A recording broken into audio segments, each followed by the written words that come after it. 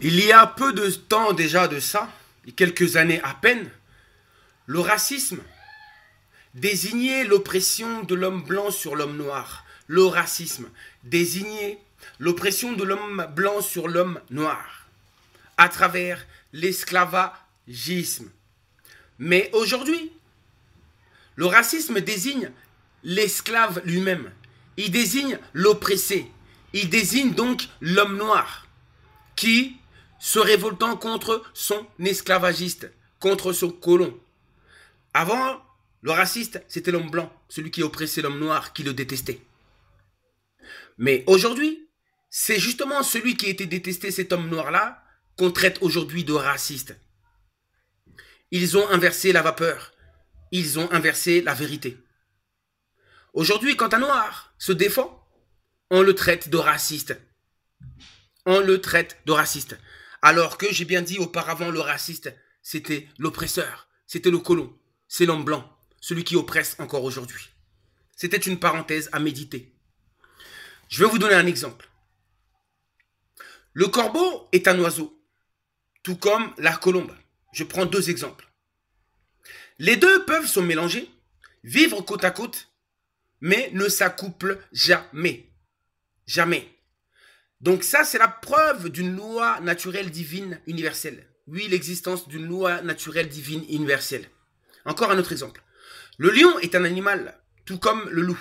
Mais on sait que chacun possède son propre environnement, son propre territoire, son propre périmètre. Et les deux ne s'accouplent jamais par nature. Ils peuvent se croiser, se fréquenter, mais ils ne s'accouplent jamais. Et donc, dans cette logique, j'ai bien dit, dans cette logique de la loi naturelle et universelle, le métissage, le brassage de races, n'est pas conforme à la loi sainte universelle. Là, je parle du brassage de race humaine.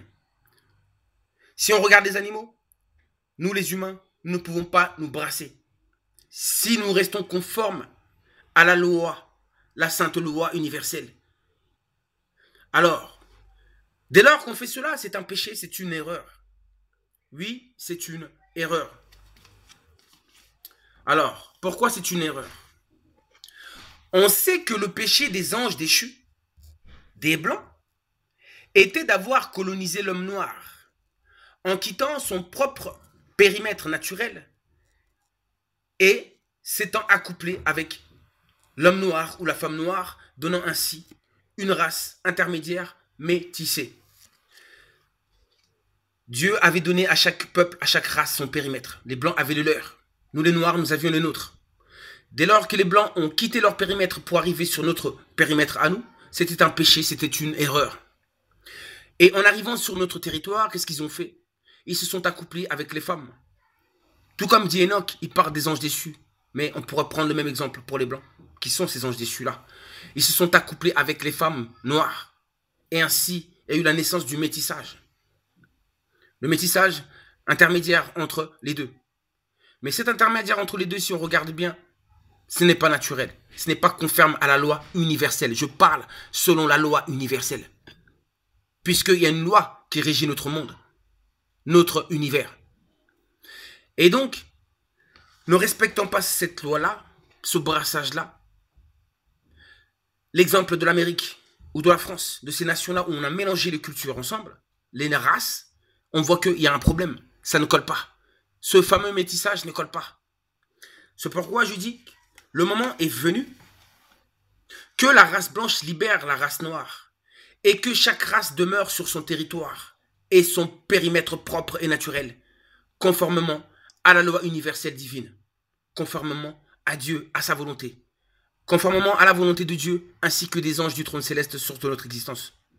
C'est ainsi qu'il y aura l'harmonie, qu'il y aura la paix, l'équilibre. Chaque peuple restera dans son coin, mais ça ne l'empêchera pas d'aimer son prochain. Il pourra croiser l'autre, mais on ne s'accouplera pas. Chacun restera sur son territoire et vivra en communauté.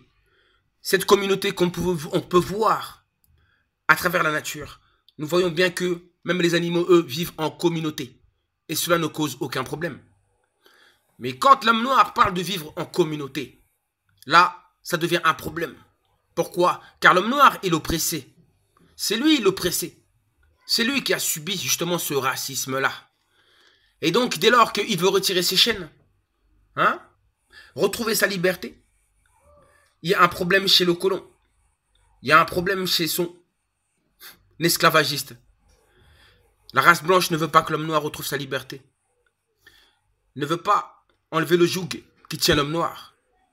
Mais sachez une chose, c'est Dieu qui contrôle tout. Et je vous dis que le moment est venu pour que chacun rentre chez soi. Et que les peuples, enfin les races, se respectent. Chacun dans son territoire, chacun capable de décider par lui-même. C'est ça que l'homme noir demande, de pouvoir décider enfin tout seul. Ce n'est pas parce qu'on vous interdit de penser ou de parler quand on se rassemble qu'on ne vous aime pas. L'homme noir est amour. L'amour, c'est ça aussi, c'est être intelligent. Ce n'est pas parce qu'on vous demande de vous taire quand on est ensemble réunis en communauté qu'on ne vous aime pas. Au contraire, c'est juste pour pouvoir penser par nous-mêmes. Donc, je vous dis, la sainte loi, c'est cette loi universelle que justement vous ne voulez pas respecter et que l'humanité doit respecter dorénavant. C'est ça qu'on appelle une nouvelle ère. Le nouveau monde, c'est ça.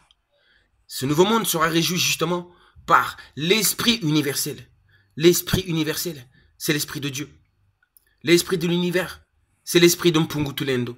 C'est cet esprit-là qui est tout puissant. Et cet esprit-là a mis une loi. Et cette loi a toujours régi l'humanité. Et ce n'est pas vous, surtout vous, qui allez empêcher que cela puisse tourner comme ça a toujours tourné depuis. Le nouveau monde arrive. Je vous dis à très bientôt. Méditez, méditez, méditez, méditez, réfléchissez. N'insultez pas. Soyez juste.